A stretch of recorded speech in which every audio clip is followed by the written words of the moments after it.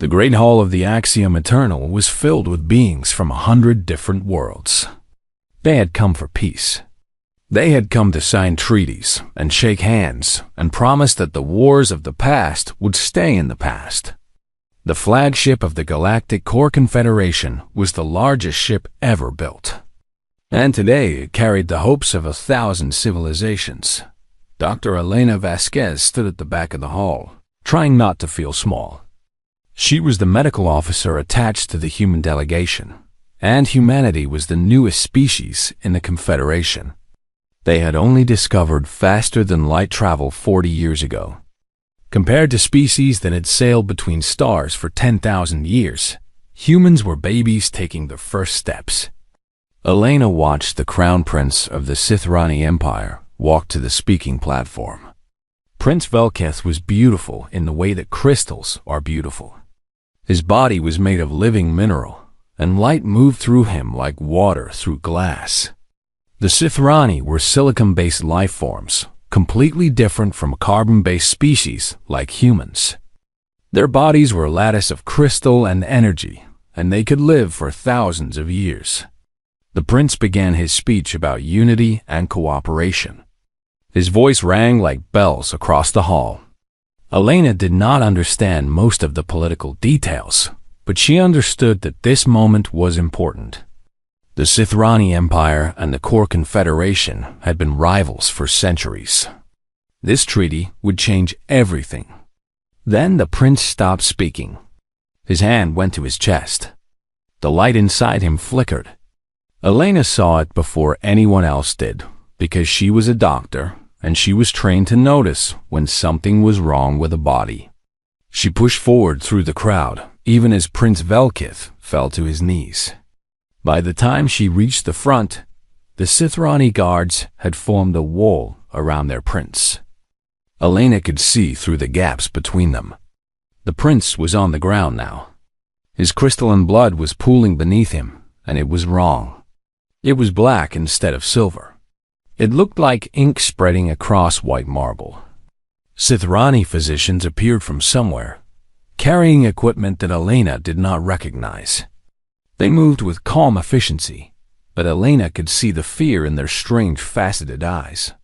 They scanned the prince with devices that hummed and clicked. They spoke to each other in their own language, and their voices were sharp with worry. The crowd was pushing back now. Security forces from a dozen species were trying to maintain order.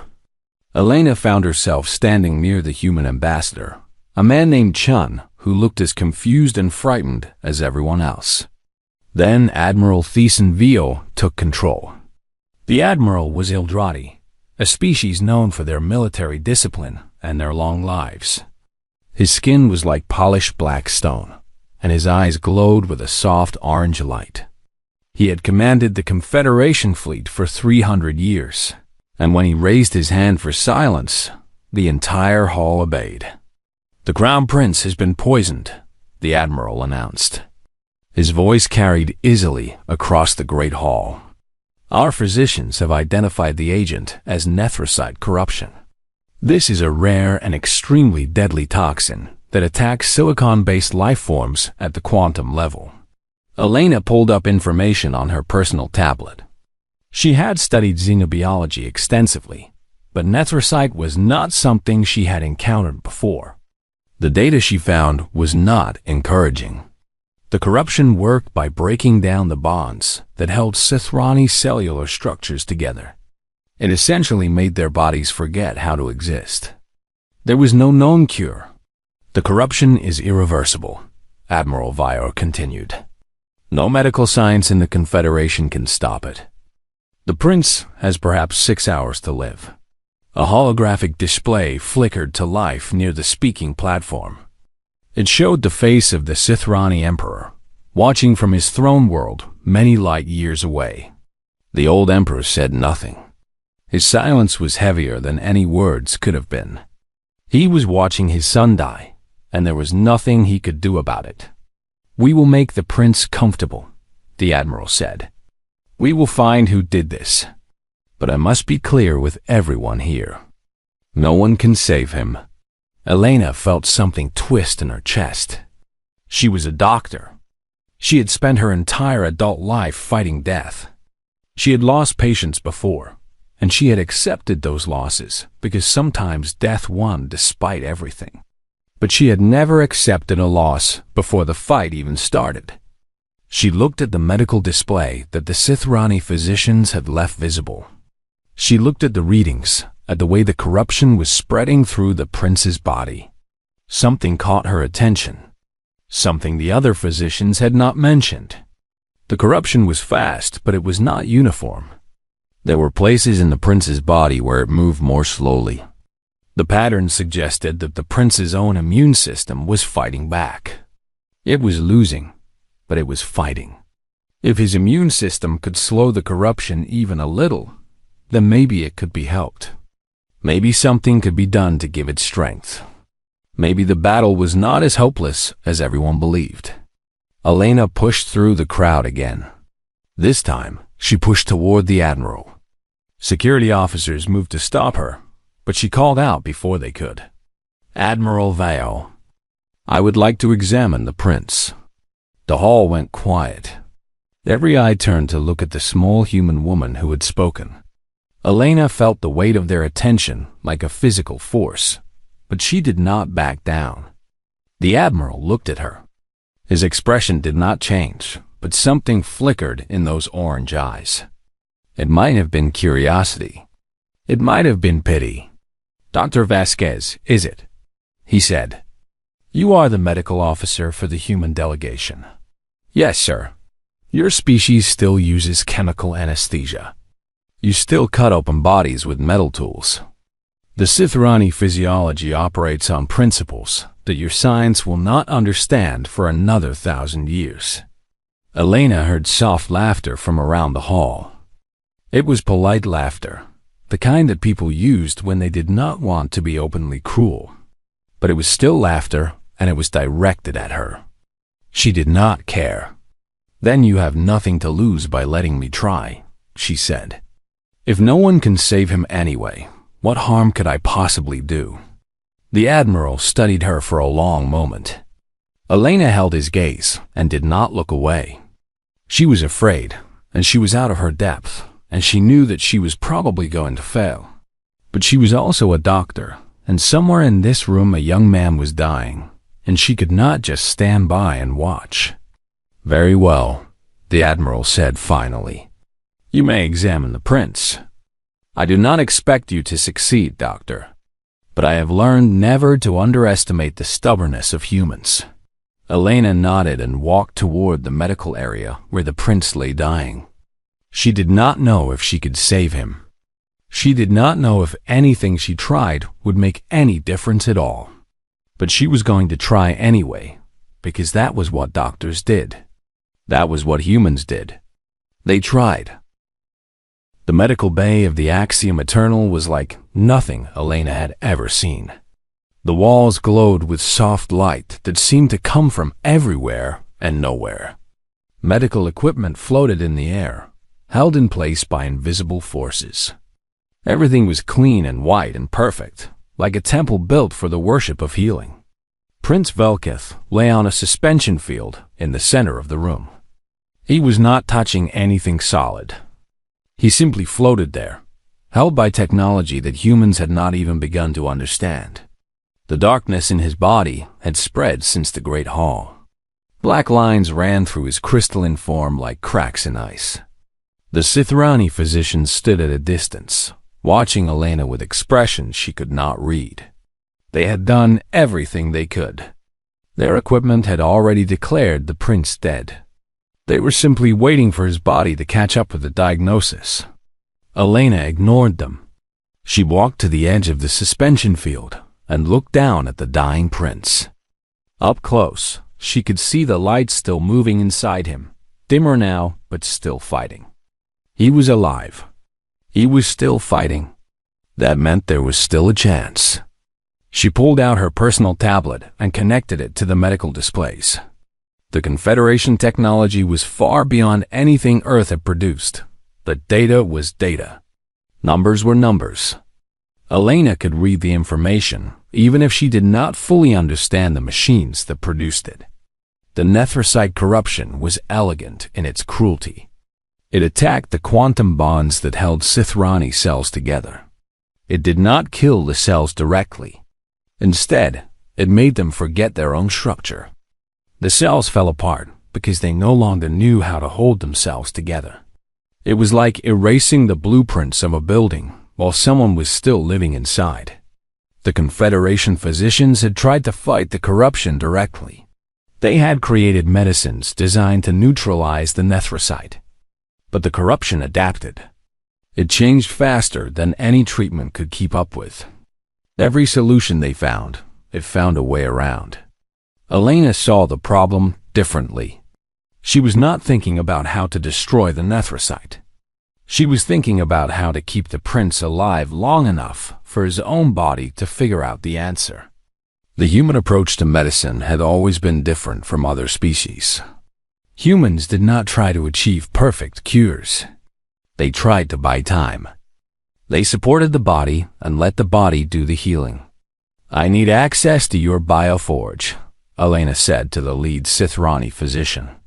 The physician's name was Crystal Moth, and she had been treating members of the royal family for 2,000 years. She looked at Elena the way a master painter might look at a child holding a crayon. "For what purpose?" Moth asked. "I want to build something. A temporary immune system for the prince." "That is impossible. The prince already has an immune system. It is failing because the corruption is too strong." "I know. I want to give him a second one. A backup. Something that can fight the corruption while his own system recovers." Moth's crystalline features shifted in what Elena recognized as contempt. Human cellular structures are carbon-based. They would be rejected instantly by a Sithrani body. Even if they could somehow interface with silicon biology, which they cannot, they would do more harm than good. "I am not planning to transplant human cells," Elena said. "I want to transplant human stubbornness." The other physicians in the room exchanged glances. Elena knew they thought she was crazy. She probably was crazy, but she was also right, and she needed them to understand why. "Human immune systems are different from other species," she explained. "By galactic standards, they are considered primitive, aggressive, almost dangerous. Where most species have immune systems that seek balance, human immune systems seek victory. They do not just fight infections. They hold grudges. They remember enemies for decades. They launch attacks that sometimes damage the host as much as the invader." "That sounds like a flaw," Moth said. "It is a flaw. It causes all kinds of problems for us. Allergies, autoimmune diseases, inflammation that will not stop even when the threat is gone." Elena met Moth's eyes. "But it also means that human immune responses never give up. They fight until they win or until the body dies. There is no surrender. There is no retreat." She pulled up a diagram on her tablet and projected it for the other physicians to see. "I want to create a hybrid construct. Something that uses human immunological aggression but can interface with silicon biology. It will not cure the prince. It cannot stop the nethrosite, but it can fight the corruption. It can slow it down. It can buy time." "How much time?" Moth asked. "I do not know. Hours, maybe. Maybe more if we are lucky. And what happens when this construct burns out?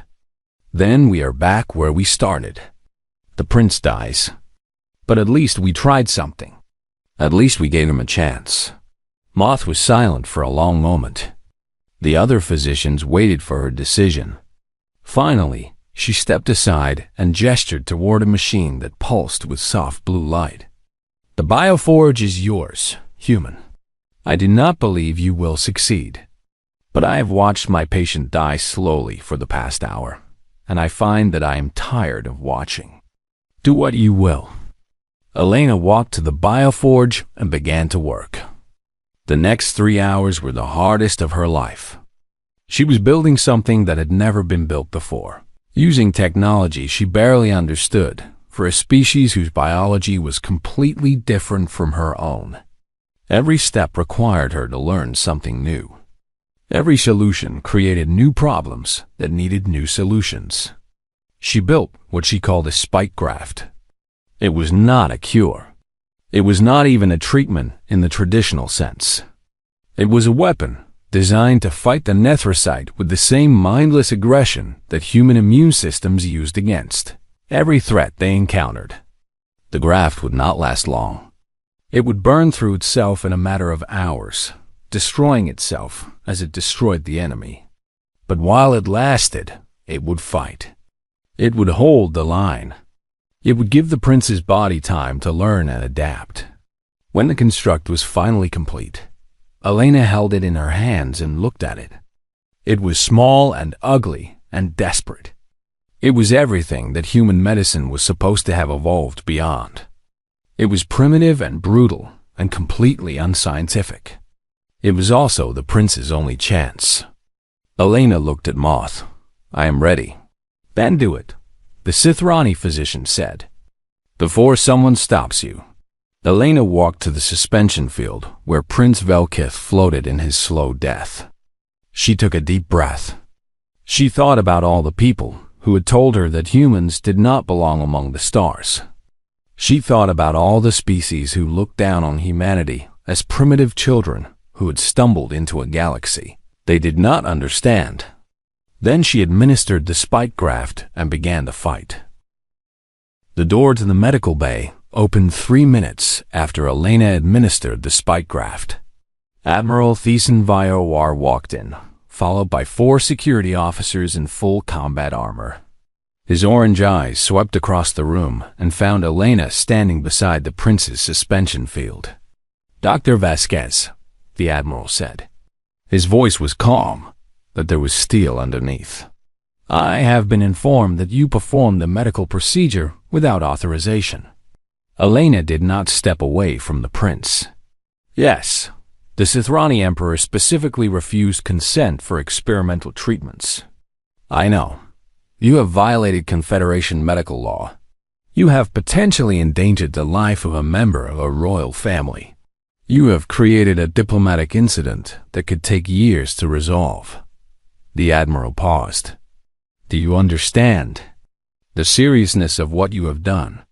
"I understand that the prince was dying," Elena said. "I understand that no one else was going to help him. I understand that I might have just made everything worse." She met the Admiral's gaze without flinching. "But I also understand that doing nothing was not an option. Not for me. You could face imprisonment. Your species could face sanctions. Everything humanity has worked for in the Confederation could be destroyed because of your actions tonight." Elena felt the weight of those words. She knew the Admiral was right. She had not just risked her own career. She had risked her planet's entire future. Every human who came after her would have to deal with the consequences of what she had done. "I know," she said quietly. "But I'm a doctor, Admiral. I took an oath to help the sick and the dying. I cannot just watch someone die when I might be able to save them. That is not who I am. That is not who humans are." The Admiral studied her for a long moment. Then he looked at the displays showing the prince's vital signs. Something changed in his expression. It was subtle, barely noticeable, but Elena saw it. "What is happening to him?" the Admiral asked. Elena turned to look at the displays. Inside the prince's body, a war had begun. The spike graft was doing exactly what she had designed it to do. Billions of tiny constructs were throwing themselves at the Nephrocyte corruption with mindless fury. They were dying by the millions every second, but they were also killing the corruption. They were slowing it down. "The graft is fighting," Elena said. "It is not winning, but it is not losing either. Right now, it is holding the line. For how long? I do not know. A few hours, maybe. The constructs are burning through themselves very quickly. When they are gone, the corruption will start spreading again. The Admiral was silent. Crystal Moth stepped forward and began explaining the technical details of what Elena had created. Her voice was different now. The contempt was gone, replaced by something that might have been professional respect. Ambassador Chun arrived a few minutes later. He looked exhausted and worried. He found Elena still standing beside the prince's suspension field, watching the displays like a hawk. "Elena, what have you done?" he asked quietly. "I tried to save him. The Admiral is talking about arresting you. The Sithrani delegation is demanding your head. Half the Confederation thinks you just committed an act of war. And the other half?" Chung was quiet for a moment.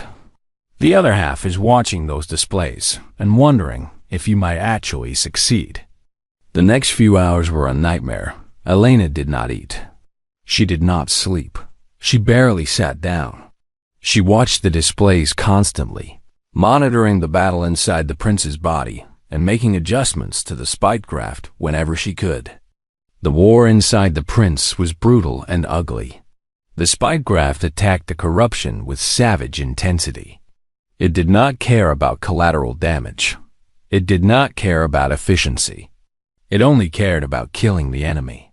Human immune systems had evolved in a world full of dangers where the price of restraint was death.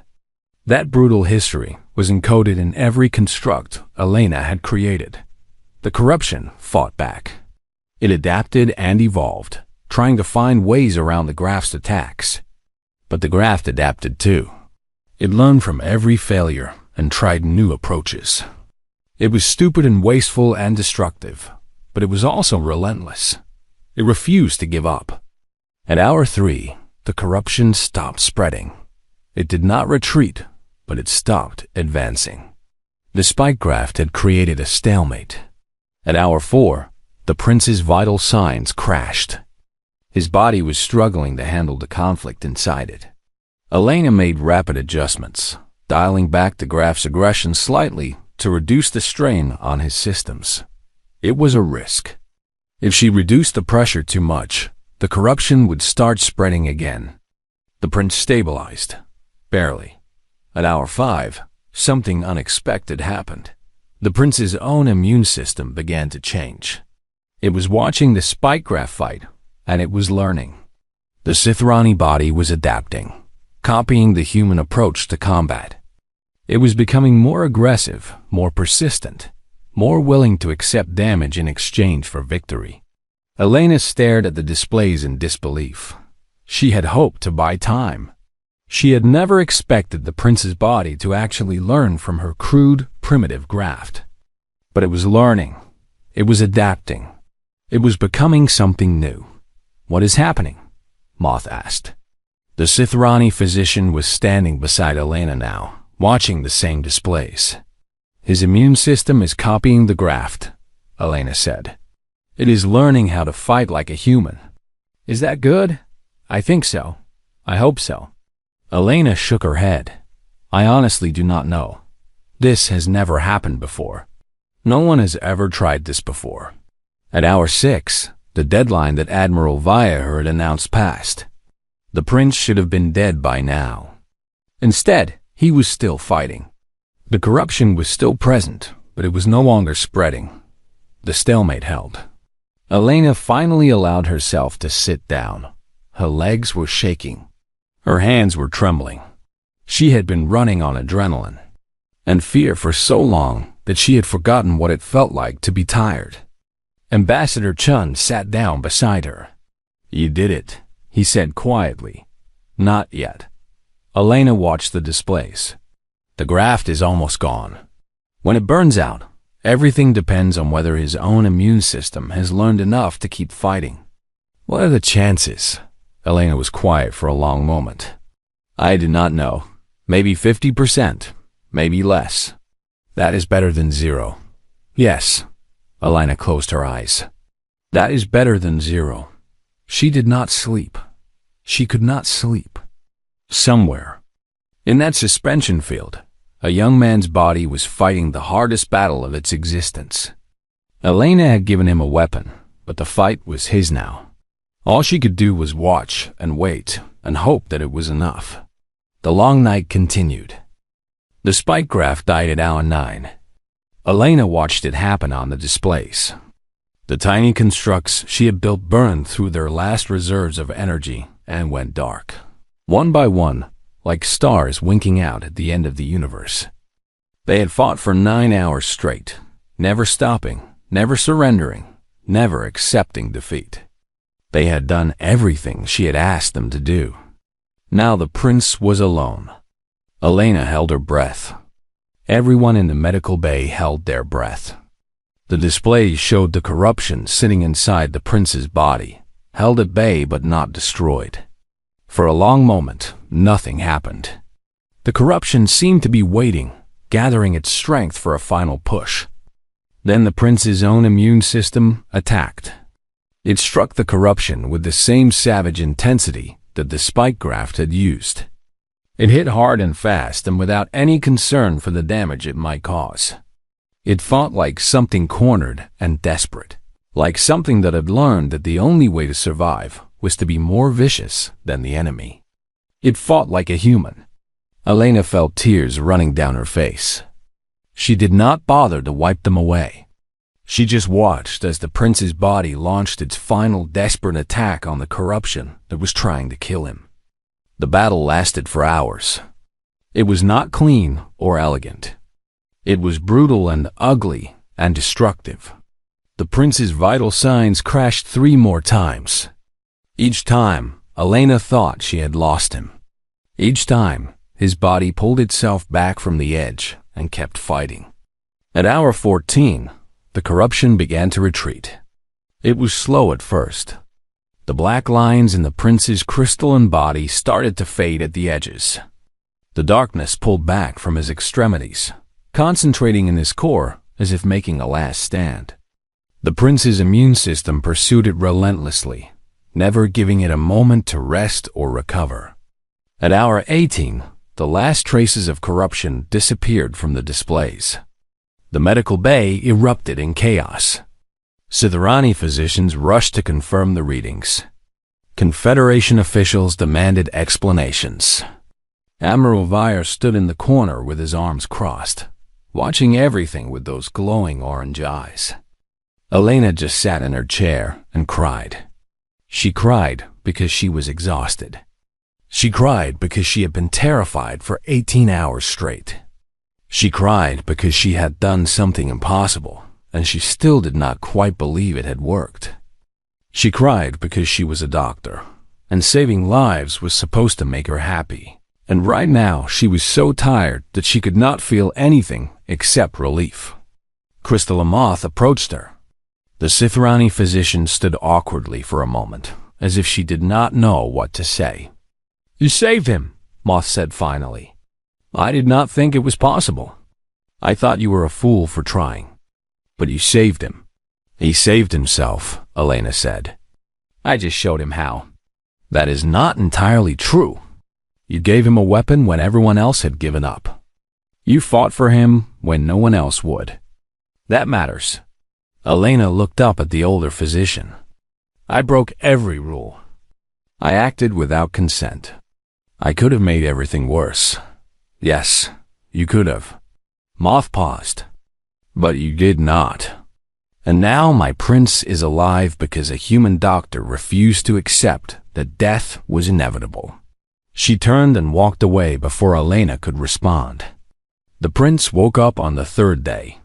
Elena was still in the medical bay. She had not left except to use the bathroom and change her clothes. Ambassador Chun had tried to convince her to rest, but she had refused. She needed to see this through. She needed to know that it was really over. When Prince Velkith opened his eyes, Elena was the first thing he saw. She was slumped in a chair beside his suspension field, her tablet still in her lap, dark circles under her eyes. She looked terrible. She felt worse. The prince tried to speak. His voice was weak and rough, like crystal grinding against crystal. "Who are you?" he asked. "My name is Elena Vasquez. I am a doctor. You saved me. Elena shook her head. Your body saved you. I just helped. The prince was quiet for a moment. He seemed to be processing this information. I was told that I was going to die. I was told that no one could save me. Yes, that is what everyone believed. But you did not believe it. Elena thought about the question. Had she believed it? Had she really thought she could succeed when everyone else had given up? The truth was complicated. She had not known if she could save him. She had not even thought it was likely. But she had tried anyway, because trying was better than accepting defeat. I believed that giving up was not an option, she said finally. I believed that we had to try, even if we failed. I believed that was better than doing nothing. The prince studied her face. His eyes were like jewels, faceted and deep, and Elena could not read the expression in them. Thank you, he said. Thank you for not giving up. Elena felt fresh tears threatening to fall. Elena felt fresh tears threatening to fall. She blinked them back and tried to smile. You are welcome. Now rest. Your body has been through a lot. The prince closed his eyes. Within minutes, he was asleep again. His vital signs were stable. His immune system was calm. The corruption was gone, and it was not coming back. Elena finally let herself relax. She leaned back in her chair and closed her own eyes. For the first time in 3 days, she let herself believe that everything was going to be okay. She fell asleep sitting there, still holding her tablet, still watching over her patient. The Sithrani physicians let her rest. They had spent 3 days watching this strange human woman fight for their prince's life. They had watched her refuse to give up when all hope seemed lost. They had watched her succeed when success seemed impossible. The least they could do was let her sleep. The ceremony was held in the great hall of the Axiom Eternal, the same room where Prince Velkith had collapsed 1 week earlier. The bloodstains had been cleaned away. The chaos had been replaced with order. Representatives from across the galaxy had gathered to witness something that had never happened before. A human was about to receive the crystalline heart. Elena stood at the front of the hall in borrowed formal clothes that did not quite fit. She had tried to refuse the ceremony. She had told Ambassador Chun that she did not want the attention, that she had only done her job, that she did not deserve to be celebrated for doing what any doctor should do. Chun had smiled and told her that refusing was not an option. You did something impossible, he had said. The galaxy needs to see that. Humanity needs the galaxy to see that. So here she was, standing in front of thousands of beings from hundreds of species, waiting for an emperor to hang a medal around her neck. She had never felt more uncomfortable in her entire life. The Sithrani emperor arrived through a portal of light. He was ancient, his crystalline body worn smooth by countless years of existence. But his eyes were sharp and clear, and they found Elena immediately. Dr. Elena Vasquez, the emperor said. His voice carried across the great hall without any need for amplification. Please step forward. Elena walked to the center of the hall. Her legs felt weak. Her heart was pounding. She told herself that she had faced worse than this. She had fought death itself and won. Surely she could survive a simple ceremony.